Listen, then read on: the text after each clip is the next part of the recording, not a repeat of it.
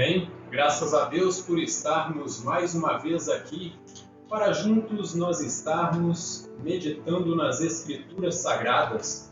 Para mim é um privilégio e uma bênção muito especial estar aqui nesta ocasião para expor as Escrituras. Eu peço uma bênção muito especial no nome do Senhor Jesus Cristo sobre a vida daqueles que estão aqui presentes e vocês possam ter o seu entendimento aberto das Escrituras no nome do Senhor Jesus Cristo. Para mim é uma satisfação imensa estar falando com vocês nesta ocasião.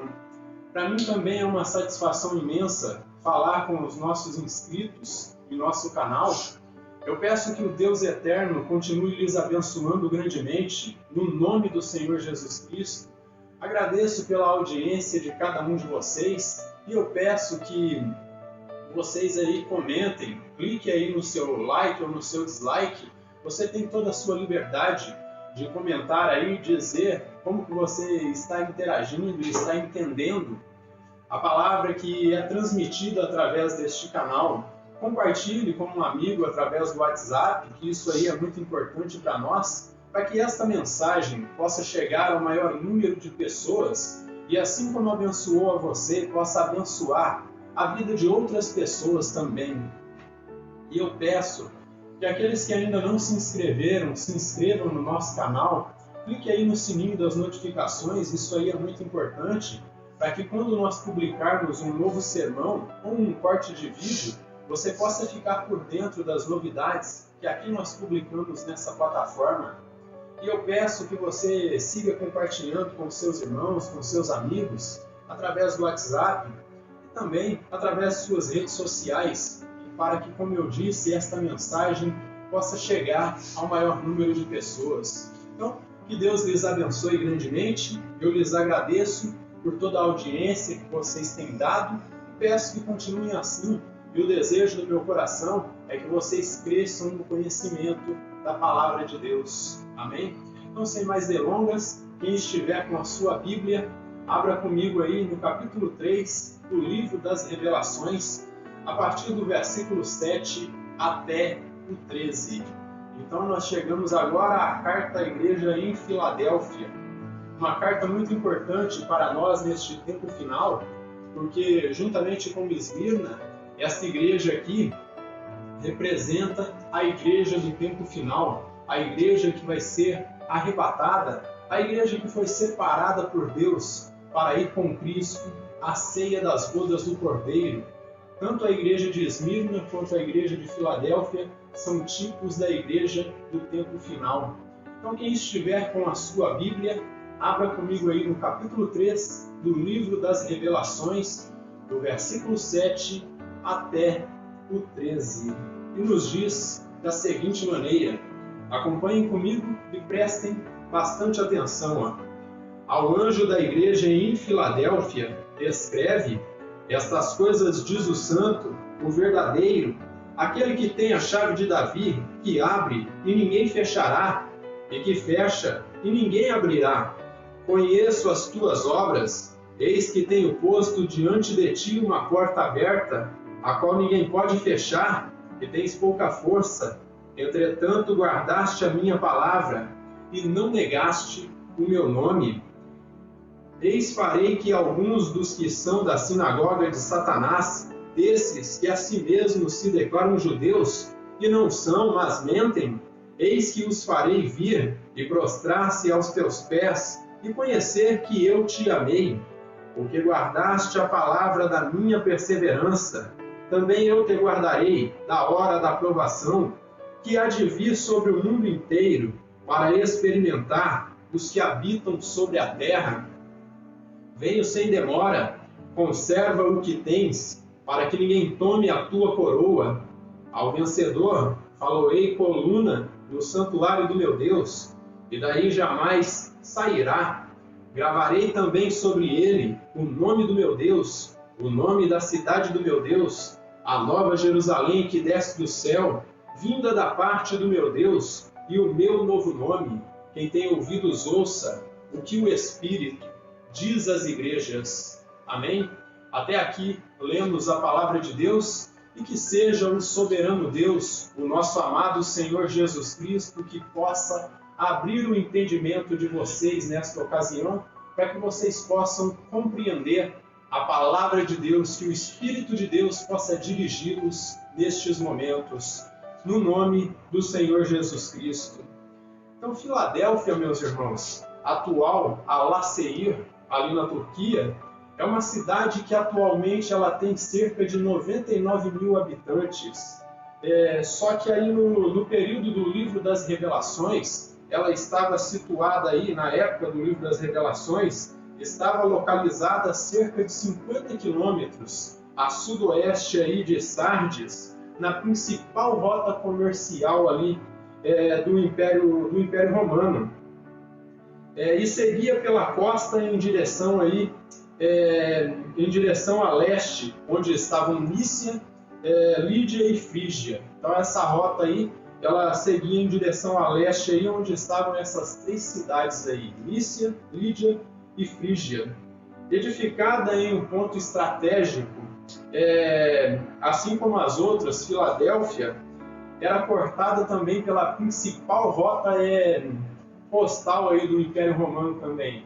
Era cortada por uma rota comercial e por outra rota que era uma rota postal, a rota ali do correio, onde eram passadas as mensagens ali do Império. Então ela era cortada pela principal rota postal do Império Romano, que começava em Troade, passava por Pérgamo, Sardes e por fim chegava em Filadélfia. Esse era o percurso aí dessa rota postal. Ela foi projetada desta forma, meus irmãos, para ser a porta de entrada aí da Ásia Menor e para se tornar aí veículo de comunicação aí da cultura, filosofia e do idioma grego. Então os helênicos, eles entraram aí por Filadélfia para poder divulgar a sua cultura, a sua filosofia, o seu idioma, todo o seu aspecto cultural ali. Mas o Senhor declara que a igreja que estava nessa cidade aí em Laodiceia, ela seguiria ao oposto das ideias humanas. A cidade de Filadélfia poderia ser ferramenta de divulgação dos gregos, mas a igreja que estava em Filadélfia, ela iria ao oposto, ela seria aí um veículo de comunicação, um canal de comunicação e de divulgação das boas novas do Salvador. A cidade poderia comunicar a cultura grega, mas a igreja que estava ali, ela comunicaria a cultura dos céus, ela comunicaria a cultura do reino de Deus, comunicaria a mensagem do Rei dos Reis e do Senhor dos Senhores. Não comunicaria a mensagem aí dos deuses gregos, mas comunicariam a mensagem de Yahvé, o Deus dos deuses, o Senhor dos senhores. Filadélfia era uma igreja que era muito ativa aí no ensino e na pregação da palavra de Deus, e por isso que o Senhor colocou essa igreja nesta cidade, porque ali estava a porta aberta para todo esse território da Ásia Menor, e a partir dali o Senhor semearia a sua palavra. A região de Filadélfia aí, a região onde estavam as outras 6 cidades também, que é a Ásia Menor, era uma região que toda a vida foi atingida aí por tremores, por terremotos, abalos sísmicos. E no ano de 17 não foi diferente. Ali ocorreu um terrível terremoto que devastou a cidade de Sardes e também abalou Filadélfia. Então, a região de Filadélfia, ela também tinha um solo aí extremamente fértil devido à atividade vulcânica que existia ali no local, e era propício e ótimo para as vinhas, ou seja, para a plantação de uvas, e deste modo fazia com que Filadélfia fosse uma pequena cidade, era uma cidade jovem em relação às outras, mas muito próspera aí em relação à agricultura. Ela também foi chamada aí de Pequena Atenas, devido a todos os templos pagãos que existiam ali, que eram muito semelhantes aos templos de Atenas, e por isso foi chamada de Pequena Atenas, ou seja, refletia o que era a capital do Império Grego-Romano ali. Essa cidade ela foi fundada por colonos que eram oriundos aí da outra cidade lá, que era Pérgamo, por volta do ano 189 a.C. E mais à frente um pouco, em outro período, por volta do ano 159 até o 138 a.C., ela estava sendo governada por um rei que se chamava Átalo II. E devido ao imenso amor que ele expressou ali para o seu irmão, ele era chamado de Átalos Filadélfios, ou seja, Átalo que ama ao seu irmão. E foi daí que veio o nome que eles colocaram nessa cidade, uma homenagem ao rei que os governava naquele período. Então, deste modo, Filadélfia significa amor fraterno. E, portanto, essa cidade, naquele período, ela foi conhecida como a cidade do amor fraterno. E como eu dizia um pouco antes aí, no ano de 17 depois de Cristo, essa região ali que hoje nós conhecemos como a Turquia, assim como nos dias de hoje, era abalada por cataclismas ali, abalos sísmicos, terremotos, tremores de terra, e ela foi abalada por um terrível terremoto que, como dito, destruiu a cidade de Sardes e também afetou aí as estruturas de Filadélfia. O que fazia a população dessa cidade aí preferir habitar fora dos muros da cidade, em tendas ali, em choças, do que viver dentro da cidade, porque quando eles estavam dentro da cidade, eles viviam com medo ali dos muros caírem sobre eles ou de suas próprias casas caírem sobre eles, e deste modo eles preferiam ficar do lado de fora. Devido a esses abalos, Filadélfia ela foi reconstruída não menos do que 2 vezes. Em uma ocasião, o seu nome foi trocado para Neo Cesareia, ou seja, cidade do novo César, em homenagem ao imperador que havia ajudado eles ali nesse período de crise, havia isentado eles ali dos impostos, e por isso eles conseguiram ali reconstruir a sua cidade. E depois, em um período posterior, essa cidade tem o seu nome trocado novamente, recebe um novo nome, e o nome que foi dado para ela ali foi Flávia, também em homenagem ao imperador daquele período, que era Titus Flávios. E desta forma, por 2 ocasiões, essa cidade aí, Filadélfia, recebeu novos nomes aí. Um era Neo Cesareia e outra era Filadélfia, era Flávia. E Filadélfia é o seu nome original. Portanto, gostaria de esclarecer aqui que nenhum desses 2 novos nomes aí ficou por muito tempo, porque o povo acostumara-se a chamá-la de Filadélfia mesmo que foi trocado os nomes aí devido à reconstrução e homenageado esses imperadores, o que fica para a história é que o nome dessa cidade era Filadélfia. Como eu disse aí, e deste modo, em uma ocasião, teve seu nome mudado para Neo Cesareia, isto é, cidade do novo César, e depois o nome foi mudado para Flávia, também em honra ao imperador Titus Flávios. Agora, o fato aí do Senhor prometer no versículo 12 que ia fazer do vencedor, do crente fiel ali, uma coluna no templo de Deus, talvez fique explicado por um motivo aqui. Vocês se recordam que um pouco atrás eu dizia que o povo, a população de Filadélfia, eles preferiam ficar do lado de fora da cidade do que dentro da cidade. E quando o Senhor fala que vai fazer deles coluna no templo de Deus e que nunca mais eles seriam tirados dali, isso era uma promessa muito importante para eles que estavam acostumados a ficar saindo do seu lugar. E quando Deus fala que vai fazer deles colunas, diz que vai edificá-los em um único ponto específico e que não mais eles iriam sair dali. Então, como eu disse, talvez aqui fique explicado porque no verso 12 ele fala que vai fazer do vencedor uma coluna no templo de Deus. O irmão Simon Kistemacher, ao comentar a respeito aí da cidade de Filadélfia, ele diz algo aqui que eu já disse um pouco atrás, mas eu gostaria de frisar para que vocês fiquem aí com isso na mente, qual era o contexto aí cultural desta cidade. Era uma cidade com uma porta aberta, através da qual a indústria, comércio e idioma e cultura grega se difundiram da Grécia, Macedônia, para a Ásia Menor e Síria. Então partiu aí da Grécia, da Macedônia, para a Ásia Menor e Síria, entrando aí por Filadélfia, que foi a porta aberta que eles encontraram para entrar aí na Ásia Menor aí para divulgar a sua cultura e a sua filosofia, sua religião, seus deuses, todos os aspectos aí da cultura grega. E nos versos 7 a 8, o Senhor Jesus ele diz o seguinte aqui, ó, acompanhem comigo, ó. Ao anjo da igreja em Filadélfia, escreve: estas coisas diz o santo, o verdadeiro, aquele que tem a chave de Davi, que abre e ninguém fechará, e que fecha e ninguém abrirá. Conheço as tuas obras, eis que tenho posto diante de ti uma porta aberta, a qual ninguém pode fechar, que tens pouca força, entretanto, guardaste a minha palavra e não negaste o meu nome.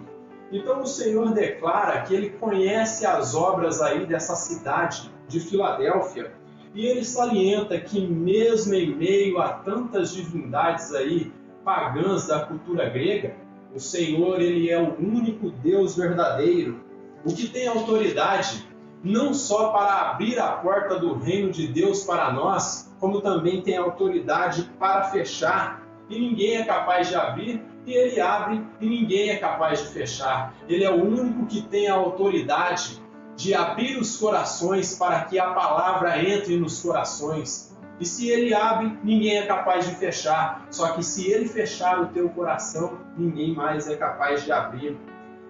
Jesus ele toma as palavras que foram ditas lá no Velho Testamento, em Isaías, no capítulo 22, de versículo 20 até o 23, onde nós encontramos uma passagem aí, um texto que ele é messiânico, onde a tipologia toma como exemplo a Eliaquim, servo do rei Ezequias, como um tipo de Cristo. Veja o que está dito aqui, ó, Isaías capítulo 22, de versículo 20 até o 23, a palavra de Deus vai dizer o seguinte: foi daqui que o Senhor Jesus tomou essas palavras, que Ele abre e ninguém fechará, e Ele fecha e ninguém abrirá. Veja o que está dito aí em Isaías, no capítulo 22, de versículo 20 até o 23. Como dito, um episódio que ocorreu aí na vida de Eliaquim, servo aí do rei Ezequias, mas que se aplica ao Senhor e Salvador Jesus Cristo, porque aqui há uma tipologia messiânica. Então aqui em Isaías, no capítulo 22, de versículo 20 até o 23, está dito o seguinte, ó: naquele dia chamarei a meu servo Eliaquim, filho de Hilquias, vesti-lo-ei da túnica, vesti-lo-ei da tua túnica, cingi-lo-ei com a tua faixa, e lhe entregarei nas mãos o teu poder, e ele será como pai para os moradores de Jerusalém e para a casa de Judá. Porei sobre o seu ombro a chave da casa de Davi, e ele abrirá, e ninguém fechará, fechará e ninguém abrirá. Fincá-lo-ei como estaca em lugar firme, e ele será como um trono de honra para a casa de seu pai. Então, pelo que está dito aqui, se aplicarmos esse texto aqui ao Senhor e Salvador Jesus Cristo como um texto messiânico, que é o que ele é, Eliaquim representa ao Senhor Jesus, e aqui ele foi colocado como uma estaca, como uma coluna ali no reino de Judá, e desta forma ele está representando ao Senhor Jesus no reino milenar e por toda a eternidade. É como se o texto dissesse para nós que o único que tem autoridade para abrir o reino dos céus para os seus eleitos se chama Jesus Cristo. Como eu disse, essas palavras foram ditas a Eliaquim, que é o servo do rei Ezequias, que representa o Senhor Jesus. Como eu disse, pois trata-se de um texto messiânico, portanto a autoridade do reino de Deus e do reino de Davi pertence ao Senhor e Salvador Jesus Cristo, e de forma alguma pertence a um homem aqui desta terra, a um mortal, mas essa autoridade pertence a um homem, mas que é Deus ao mesmo tempo. Abra comigo em 1 João, no capítulo 5, e versículo 20, e todos que acompanharam toda a série de exposições que nós fizemos aí nessa primeira carta de João, vocês vão se recordar que João aqui ele fala que Jesus é o verdadeiro Deus, ele é a verdade. Então veja aqui, ó, 1 João, capítulo 5, de versículo 20, ó. Ele diz assim, ó: também sabemos que o Filho de Deus é vindo e nos tem dado entendimento para reconhecermos o verdadeiro, e estamos no verdadeiro, em seu Filho Jesus Cristo. Este é o verdadeiro Deus e a vida eterna. E desta forma aqui João indica que Jesus ele é o verdadeiro Deus. Ainda que ele é verdadeiro homem, ele continua sendo o verdadeiro Deus. Lá em Filipenses, no capítulo 2, de versículos 9 até o 11, Paulo ele declara que Deus exaltou a Jesus sobremaneira e lhe deu um nome que está acima de todo nome. E desta forma ele está definindo aí que Jesus Cristo ele é o Rei dos Reis e Senhor dos Senhores. Abra comigo em Filipenses, no capítulo 2, versículo 9 até o 11. Nós vamos encontrar também uma profecia messiânica aqui, que se aplica ao Salvador Jesus Cristo, onde diz que todo joelho vai se dobrar perante Ele e toda língua vai confessar o seu nome. Veja o que diz aqui, ó. Filipenses 2, de versículos 9 até o 11, ó. Pelo que também Deus o exaltou sobremaneira e lhe deu o nome que está acima de todo nome, para que ao nome de Jesus se dobre todo joelho, nos céus, na terra e debaixo da terra, e toda língua confesse que Jesus Cristo é o Senhor, para a glória de Deus Pai. Então o apóstolo Paulo aqui ele define que Jesus Cristo ele é o único Deus verdadeiro, o único Rei dos Reis.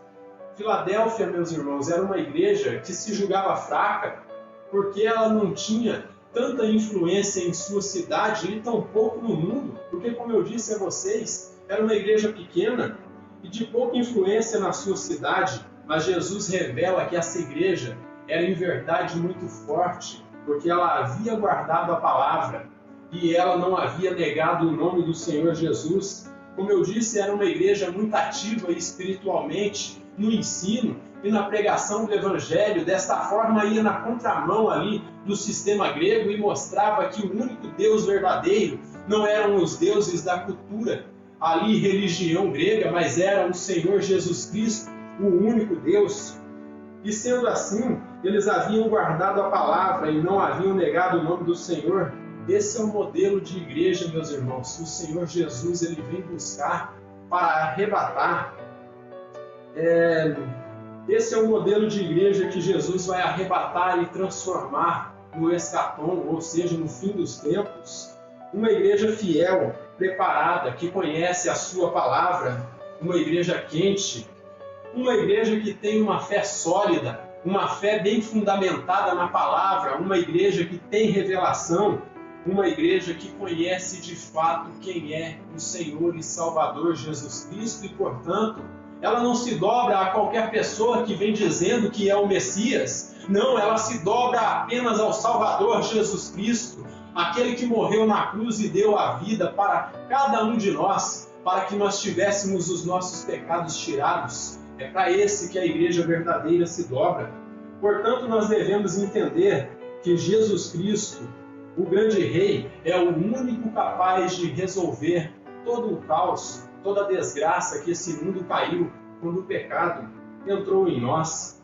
Simon Kistemaker, ao falar de Jesus aqui nessa passagem de Apocalipse, capítulo 3, ele diz o seguinte, ó: ele é o soberano absoluto no céu e na terra, citando aí Mateus 28, 18, pois o que ele abre, ninguém é capaz de fechar, e o que ele fecha, ninguém é capaz de abrir. Sua palavra e seus atos são finais. Desta forma, o que ele está dizendo, que quem tem a autoridade absoluta nos céus e na terra é Jesus Cristo, e suas palavras, os seus atos, eles são finais, são definitivos e ninguém é capaz de revogar o que ele revelou em sua palavra. Desta forma, meus amados irmãos e amigos, vocês devem entender o seguinte aqui, que ninguém é apto, ninguém é capaz de refutar a autoridade soberana do Salvador Jesus Cristo e muito menos tomar o seu lugar, pois ele é o soberano, pois ele é o Criador dos céus e da terra.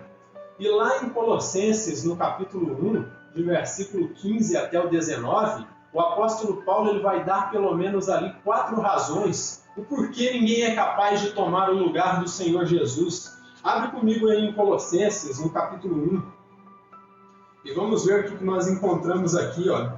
Colossenses, capítulo 1, de versículo 15 até o 19, o apóstolo Paulo aqui ele advoga a divindade do Senhor Jesus como Rei dos Reis, como Criador do universo, como insubstituível. Veja o que está dito aqui, ó, Colossenses capítulo 1, de versículo 15 até o 19, onde ele nos dá aí pelo menos 4 razões o porquê Jesus é insubstituível. Ó. Preste bem atenção aqui, ó. No versículo 15 ele já dá a primeira razão. Ó. Este é a imagem do Deus invisível. Ele é a imagem de Deus. Ele é a única expressão da divindade que nós temos aqui, que nós podemos tocar e palpar. Em segundo lugar, ele é o primogênito de toda a criação. Ele foi o primeiro que existiu e antes dele não tem ninguém. E em segundo lugar, ó, pois nele foram criadas todas as coisas nos céus e sobre a terra, as visíveis e as invisíveis, sejam tronos, sejam soberanias, quer principados, quer potestades, tudo foi criado por meio dele e para ele. E a terceira razão que ele nos dá aqui é porque Jesus ele é o Criador do universo e que tudo foi criado por meio dele e para ele. E no versículo seguinte aí, ó, no 17, ele diz assim, ó, e por quê? Porque ele é Deus, ó, e ele é antes de todas as coisas, nele tudo subsiste. A vida que nós conhecemos hoje veio do Salvador, foi a primeira expressão de sua palavra. Então, em primeiro lugar aí, ó, ele é a imagem do Deus invisível. Em segundo lugar, ele é o primogênito da criação. Em terceiro lugar, ele é o Criador do universo. Em quarto lugar, ele é antes de todas as coisas. E em quinto lugar, ele é aí a essência da vida. Tudo veio através dele. E vai seguindo aqui, ó. No versículo 18, ele dá uma sexta razão aí, ó. Ele é o cabeça do corpo da igreja. Ele é o princípio, o primogênito de entre os mortos, para em todas as coisas ter a primazia. E em sétimo lugar, ele tem o primeiro lugar. Ninguém é capaz de subir no trono de Davi, porque o trono de Davi pertence a Jesus Cristo. A autoridade foi dada para ele, assim como foi dada a Eliaquim, lá no Velho Testamento. E desta forma, ele é insubstituível. Não há um ser humano apto para se sentar no trono de Davi. Em seu lugar, ninguém é capaz de se sentar. A única coisa que acontece é que ele divide essa autoridade com a sua igreja. Mas o seu lugar ali, ele não dá para ninguém. E uma oitava aqui, razão porque Jesus é insubstituível, porque aprove a Deus que nele residisse toda a plenitude. Toda a plenitude de quem? Toda a plenitude da divindade. O único que tem a plenitude da divindade habitando em si é o Senhor e Salvador Jesus Cristo. E por isso ele é Deus. Por isso que ele criou todas as coisas por meio da palavra do seu poder e ninguém tem autoridade de tomar o seu lugar. Amém? Versículos 9 e 10. Veja o que está dito aqui, ó. Eis farei que alguns dos que são da sinagoga de Satanás, desses que a si mesmos se declaram judeus e não são, mas mentem, eis que os farei vir e prostrar-se aos teus pés e conhecer que eu te amei, porque guardaste a palavra da minha perseverança. Também eu te guardarei da hora da provação, que há de vir sobre o mundo inteiro, para experimentar os que habitam sobre a terra. Nesta sessão, o Senhor aqui, ele reforça mais uma vez que por causa da fidelidade aí da igreja em Filadélfia, o Senhor iria honrá-los. E ele demonstra, os judeus que estavam ali infiltrados nessa cidade, aos quais ele chama aí de sinagoga de Satanás, queriam que os cristãos se dobrassem ao judaísmo, queria que os crentes adotassem as práticas do judaísmo, guardassem dias, sábados, fizessem a circuncisão, e queriam de todas as formas que os cristãos se dobrassem de joelhos perante o judaísmo. Só que o Senhor Jesus aqui, ele disse que vai honrar a essa igreja. e diz que quem vai se dobrar diante da igreja são os judeus, e que a igreja de forma nenhuma vai se dobrar diante do judaísmo, mas são eles que vão se dobrar diante do povo de Deus, porque eles no último dia, no escapão, eles vão reconhecer que o único, o verdadeiro, o exclusivo, o genuíno Messias, o Cristo, o Filho do Deus bendito, se chama Jesus Cristo. Esse é o nome que eles vão aí confessar para eles serem salvos. Porque o nome que está acima de todo nome, que nós ouvimos Paulo dar testemunho aí, é Jesus Cristo. Então, os judeus vão reconhecer que Jesus Cristo, ele é o único, o verdadeiro, o exclusivo, o genuíno Messias, o Cristo, o Filho do Deus bendito. E desta forma eles vão se dobrar aí perante os salvos. Jesus segue falando aqui também a respeito de onde é que vem a perseverança dos santos. Vem da fidelidade que é sustentada por meio da unção do Espírito Santo, o que nos leva a guardar a sua palavra e nos manter com o ensino que nós já temos, assim como Cristo guardou ali os crentes de Filadélfia de suas provações, porque primeiro eles haviam guardado a palavra e não haviam negado o nome do Senhor. O Senhor promete que vai nos guardar da hora da provação que há de vir sobre o mundo inteiro, que claramente aqui se refere à grande tribulação. E esse mundo inteiro que ele se refere aí são os incrédulos, aqueles ali que se recusam a se apoiar em Cristo e se apoiam na ciência, se apoiam em ideias humanas, se apoiam em homens. Esses são os que vão ser experimentados pela grande tribulação, essas pessoas que não se apoiam no Salvador, não se apoiam em Cristo, mas como eu disse, se apoiam em ideias humanas, se apoiam em homens e na ciência. E desta forma, eles vão passar pela hora da provação que há de vir pelo mundo. Hora da provação aqui, meus irmãos, como eu disse, refere-se à grande tribulação que foi prevista por Jesus lá em Mateus capítulo 24 e em Daniel capítulo 12, que é esse período de 7 anos que nós mencionamos aí no sermão introdutório ao livro das Revelações. Portanto, o que Jesus está dizendo aqui, meus irmãos, é que ele vai retirar a sua igreja antes da grande tribulação, pois a palavra grega ek significa aí retirado para fora, como que significando de dentro para fora, dizendo que o Senhor vai arrancar a igreja da grande tribulação. Então significa retirar no sentido de dentro para fora. E o contexto desse versículo aqui revela uma conexão clara com Daniel no capítulo 12 e versículo 1. Abra aí em Daniel no capítulo 12 e versículo 1 e nós vamos encontrar o profeta Daniel falando dessa hora da provação que há de vir sobre o mundo inteiro. Então Daniel 12 e versículo 1. Ele fala também a respeito de Miguel, o grande arcanjo, que vai se levantar a favor do povo judeu. E veja o que está dito aqui, Daniel 12 e versículo 1. Diz assim, nesse tempo se levantará Miguel, o grande arcanjo, o defensor dos filhos do teu povo, e haverá tempo de angústia. Então, o que Jesus chama de grande tribulação, Daniel chama de tempo de angústia.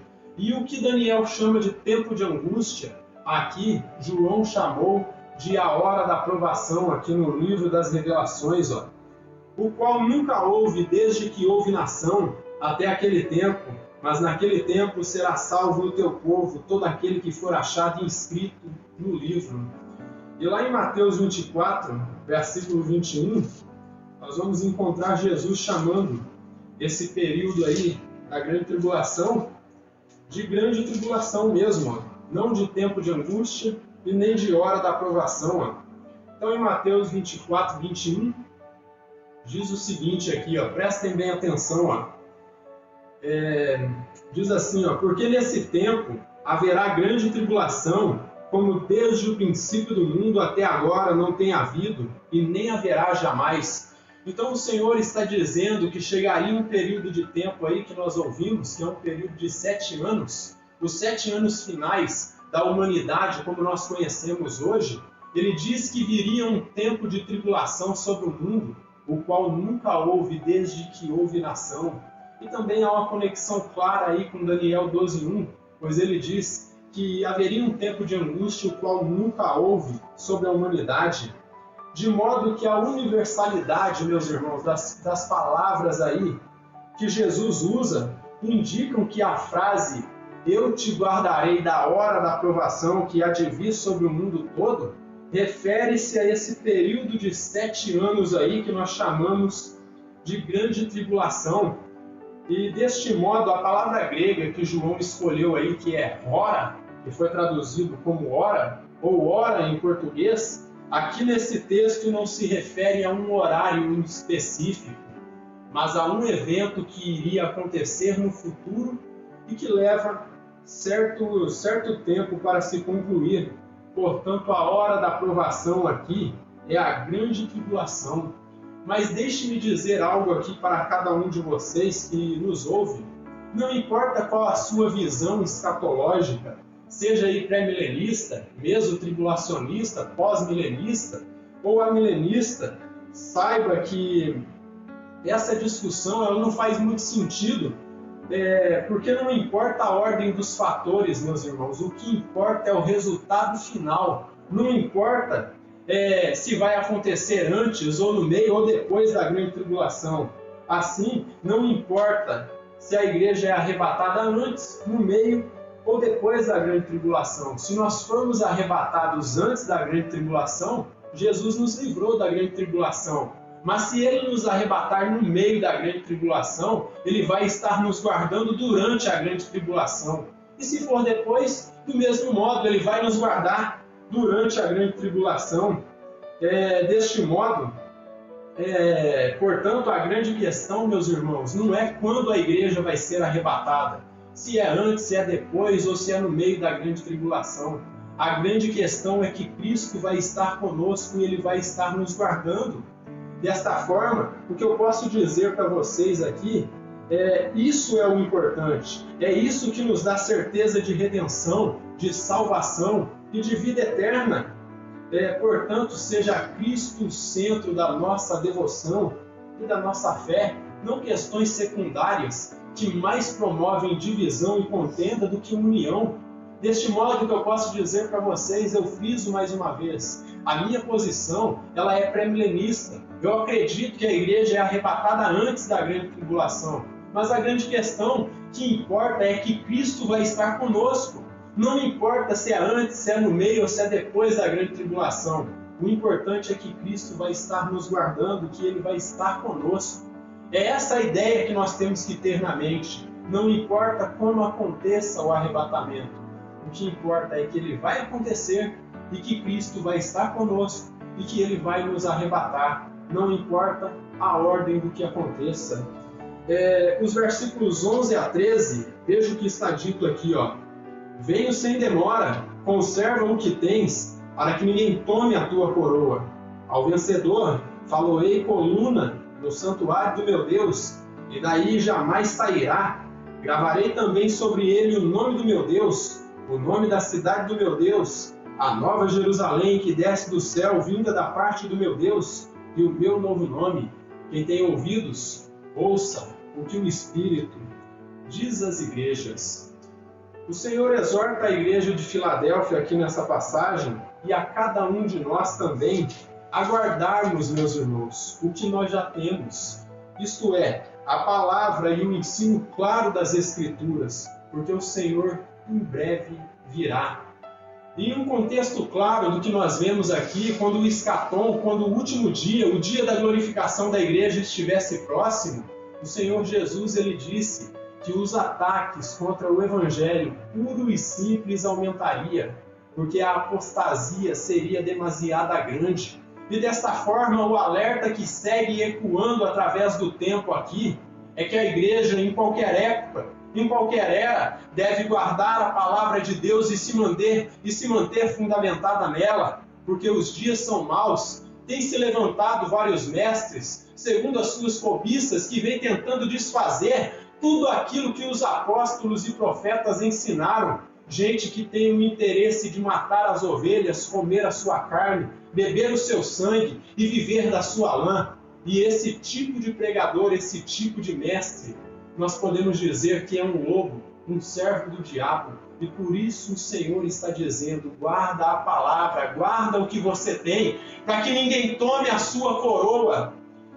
Tanto os crentes em Filadélfia como nós devemos estar preparados, meus irmãos, com um conhecimento profundo das Escrituras, que era o que eles tinham. E o que nós temos no dia de hoje é a revelação completa, em 66 livros da Escritura que são canônicos. Esse alerta do Senhor nos diz: guarde a palavra, como eu disse, para que ninguém tome a sua coroa. Esse alerta do Senhor Jesus, mais uma vez, ele segue aí, martelando na nossa cabeça e nos diz o quão preparados nós devemos estar a cada dia, para assim termos uma fé sólida, termos um profundo conhecimento das Escrituras, uma fé sólida, uma firme comunhão e intimidade com o Criador, para que desta forma nós possamos ter mecanismos de defesa, meus irmãos, para que nenhum falso mestre ou falso ensino seja capaz de retirar de nós o que nós já temos, que é a palavra de Deus, que é a revelação das Escrituras, que é de onde vem a convicção de que nós estamos no verdadeiro. E quem é o verdadeiro? É Jesus Cristo. Nos versos seguintes, meus irmãos, nós vamos encontrar aí não menos do que 4 promessas que o Senhor Jesus ele faz para a igreja verdadeira, o que ele chama aí de vencedor. A primeira promessa que ele faz aí para a igreja verdadeira, para o crente fiel, Cristo promete que ele irá fazer dos seus eleitos colunas no templo de Deus, pedras da edificação de seu templo, ou seja, ele promete que vai fazer dos seus eleitos líderes no seu reino milenar. Ele vai fazer deles primeiramente reis, sacerdotes e juízes também. Isso é o que significa ser uma coluna no templo de Deus, ser um líder, ser alguém de importância para o tabernáculo divino. Abra comigo em Gálatas, no capítulo 2, de versículo 9, nós vamos encontrar o apóstolo Paulo declarando que Tiago, o irmão do Senhor, Pedro e João eram colunas da igreja do Senhor Jesus Cristo e que eles haviam oferecido comunhão para ele e para Barnabé, para que eles aí pregassem o evangelho entre os gentios. Veja aí que coluna na Bíblia Sagrada significa alguém de importância, um líder, alguém que tem aí importância dentro do ministério. Então aqui Gálatas 2:9 diz assim, e quando conheceram a graça que me foi dada, Tiago, Pedro e João, que eram reputados como colunas, me estenderam a mim e a Barnabé a destra de comunhão, a fim de que nós fôssemos para os gentios e eles para a circuncisão. Então a promessa que Cristo faz para os seus eleitos aqui, ele repete ao decorrer do livro do Apocalipse, que ele vai fazer de nós reis e sacerdotes, ele vai fazer de nós juízes também.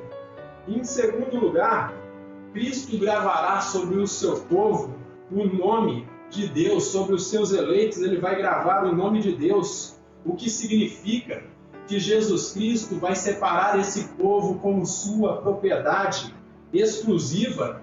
Escrever ou gravar um nome sobre alguém significa que Deus está identificando essas pessoas como seus filhos. Assim como nós podemos dizer, como um boiadeiro que marca o seu gado diante de um campo imenso ali onde tem muitas cabeças de boi, ele marca o seu gado para diferenciar o que pertence a ele do que pertence aos demais. E é desta forma que Cristo está fazendo aqui, ele está prometendo que vai marcar o seu povo com o seu espírito e vai reconhecê-los legalmente como seus filhos. Veja aí 1 Pedro, no capítulo 2 e versículo 9.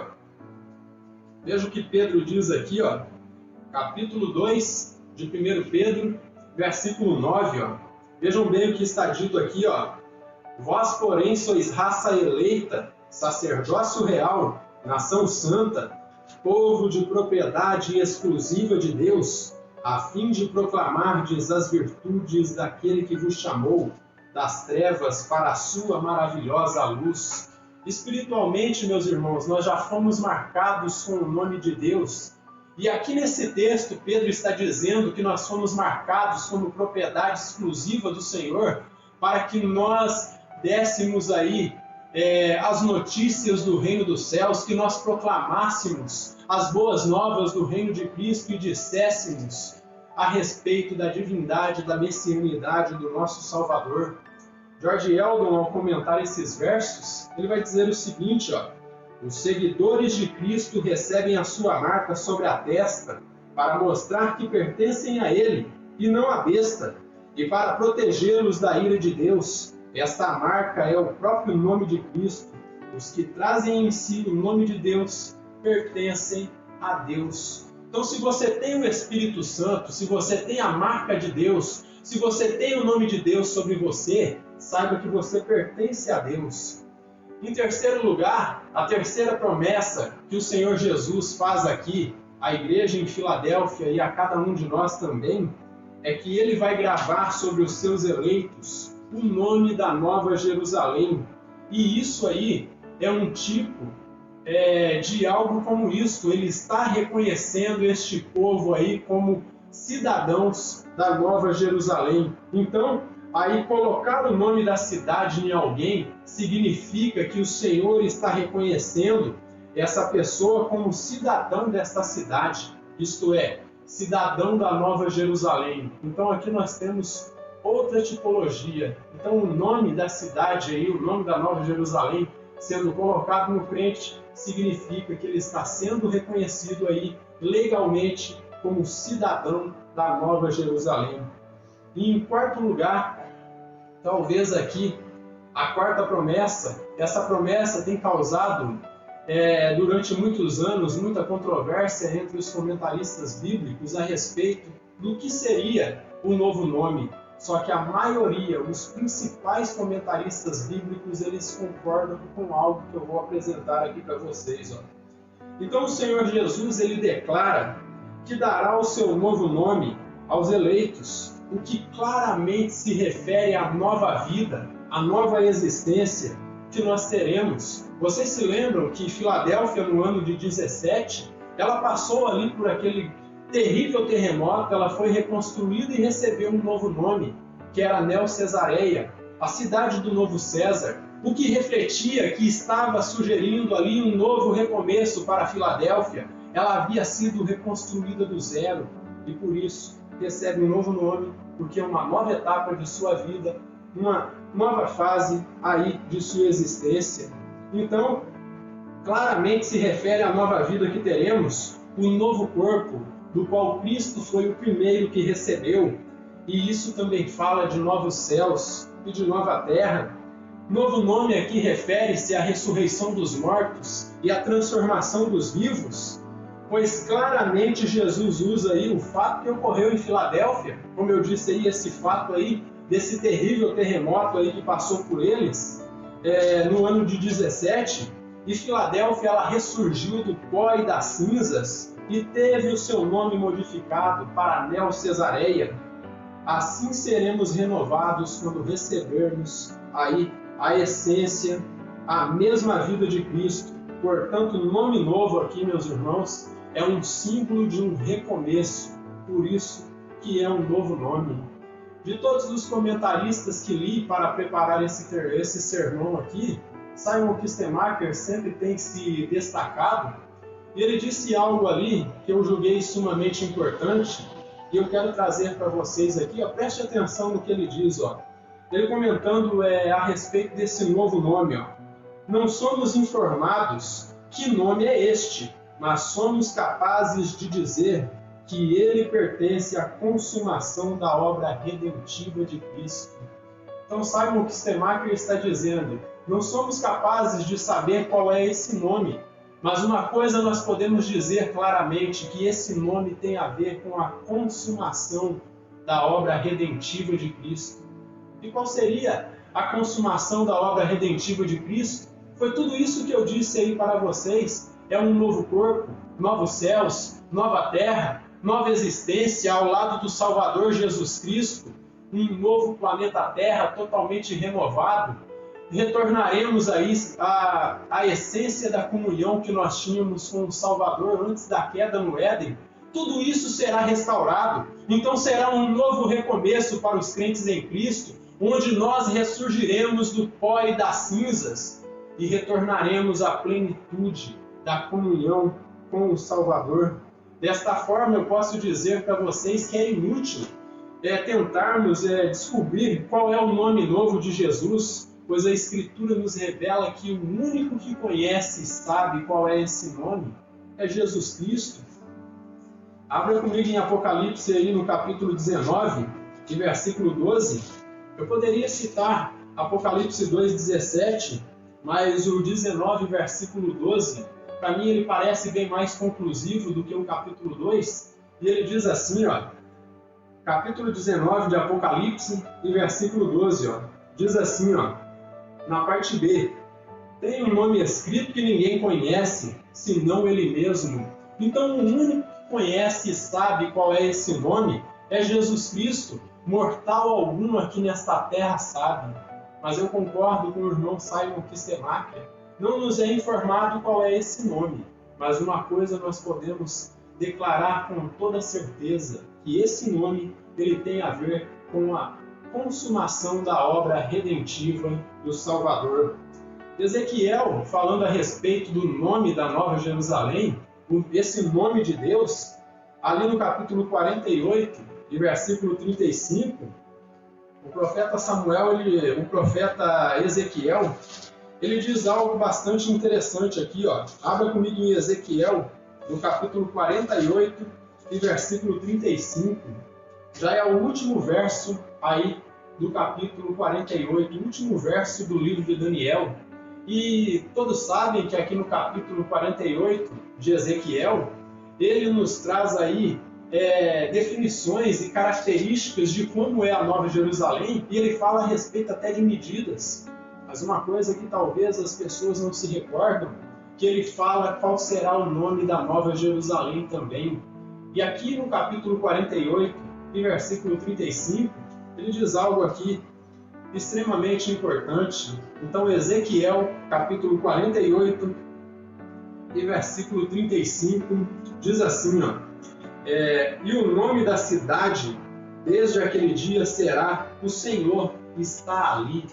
Então ele diz que o nome da cidade será, desde aquele dia que ela for fundamentada aqui nesta terra, o Senhor está ali, o que indica que o nome tem a ver com a presença e com o Espírito do próprio Deus. E isso daí vai de encontro com o que o próprio Jesus disse aqui no capítulo 21 de Apocalipse, e versículo 3. Prestem bem atenção aqui, E o capítulo 21, versículo 3 de Apocalipse, fala também a respeito da Nova Jerusalém, e ali o Senhor Jesus ele fala que o Espírito do próprio Deus, a presença do próprio Deus estaria no meio do povo, Deus pessoalmente estaria ali.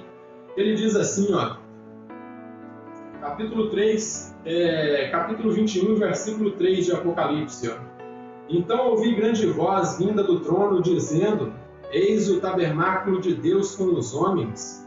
Deus habitará com eles, e eles serão povos de Deus, e Deus mesmo estará com eles. Então, o nome novo do Senhor Jesus Cristo aqui tem a ver com a própria vida que Ele vai trazer para nós, a vida eterna que Ele ganhou para cada um de nós ali na cruz do Calvário, e isso indica uma nova existência. E mais uma vez eu repito, é inútil tentarmos descobrir qual é esse nome, porque apenas Jesus sabe qual é esse nome. Com isso eu posso concluir aqui com uma única lição que eu quero trazer para vocês aqui. Foi algo que o Senhor Jesus declarou para Filadélfia, mas que se aplica a nós também. O Senhor nos exorta, meus irmãos, que Ele não abriu apenas a porta do seu reino e a porta da salvação para nós, mas Ele também abriu a porta aí do campo missionário, do campo evangelístico, de modo que Ele nos deu conhecimento e profundidade em relação à Sua palavra, e exclusivamente para um propósito. E isso para anunciarmos as boas novas do reino de Deus a tempo e fora de tempo. Veja o que o apóstolo Paulo diz ali em 2 Timóteo, no capítulo 4, e versículo 1 até o 5. 2 Timóteo, capítulo 4, e versículo 1 até o 5. Então, em 2 Timóteo, capítulo 4, de versículo 1 até o 5, o apóstolo Paulo ele exorta aí a Timóteo a que ele fosse fiel à pregação do Evangelho. E ali tinha um motivo específico. A pregação do Evangelho genuíno do Senhor Jesus Cristo jamais pode cessar, meus irmãos, porque os falsos mestres, com seus efeitos colaterais, eles continuam aí. Homens dizendo que são aptos para entrar na presença de Deus em pé de igualdade e dizer que por conta da graça eles agora estão iguais a Deus em pé de autoridade. Esses homens são homens aí que vêm desfazendo o ensino puro e fiel da palavra de Deus, o ensino puro e simples. E por isso que a palavra de Deus ela jamais deve deixar de ser pregada, para que o povo de Deus não seja enganado com falsos mestres, falsos doutores e falsos profetas. Veja o que está dito aqui, então em 2 Timóteo capítulo 4, de versículo 1 até o 5.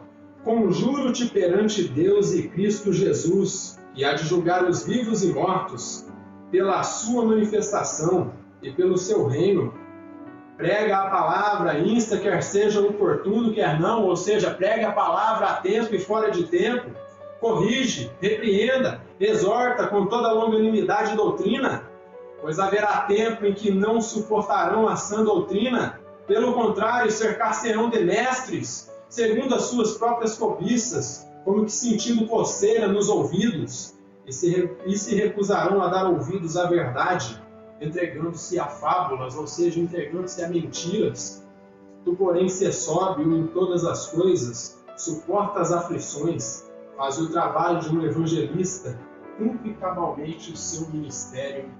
Então, o trabalho da igreja, como organismo, como corpo de Cristo, é evangelizar, é falar da boa nova do Salvador, porque enquanto estivermos aqui, o diabo com seus falsos mestres estarão atacando a igreja e estarão tentando destruir o que nós já temos. Deste modo, o conselho de Paulo também segue aí, inculcado na nossa mente, dizendo: prega a palavra, a tempo e fora de tempo, porque tem muitos falsos mestres aí, homens aí que têm coceira no ouvido e ficam pregando um falso evangelho e levando as pessoas para o precipício. Eu posso dizer com toda a autoridade aqui debaixo do Espírito Santo, meus irmãos, que tais homens estão levando as pessoas para o inferno, em vez de levar para o reino milenar e para a ceia das bodas do Cordeiro.